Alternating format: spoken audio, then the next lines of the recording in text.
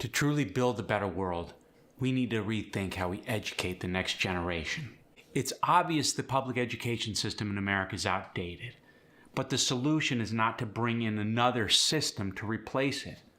No, we're all unique, with unique needs and goals and ambitions. We need multiple systems. There's the Montessori system, child-led, curiosity-driven learning, where kids guide their own growth through hands-on discovery, independence, and creativity, instead of sitting in rows memorizing tests. Forest schools, project-based learning, hybrid homeschool co-ops, and tech-forward innovation labs. Perhaps at the elementary level, your child is going to thrive in a hybrid homeschool co-op.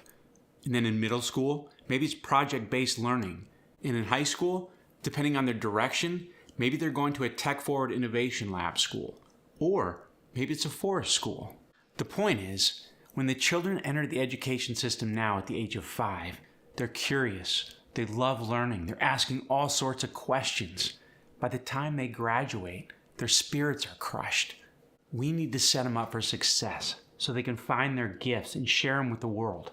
We need to honor the time of our next generation so they can become full human beings.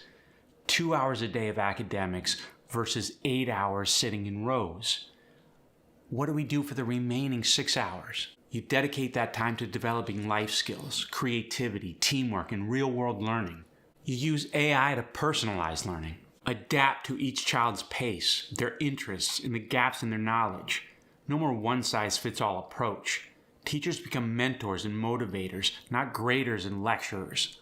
This opens the door to a whole new realm of possibilities. Think about this. Students building their own businesses, debating ethics, spending time on a regenerative farm, or building housing in a lower income neighborhood. Some people think it's either nature or tech.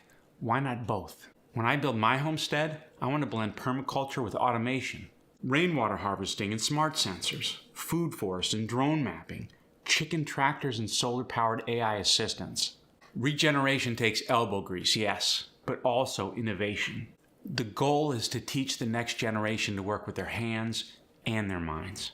To not only live off the land, but to master the tools that are shaping our future.